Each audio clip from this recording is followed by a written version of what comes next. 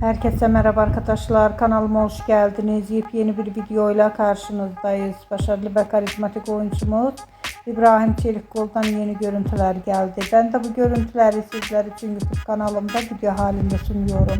Umarım beğenirsiniz. Arkadaşlar, videomu beğendiyseniz kanalımı izlemeyi ve bildirim butonuna basmayı unutmayın. Şimdilik benden bu kadar olsun. Yeni videomuzda görüşmek üzere. Hoşça kalın.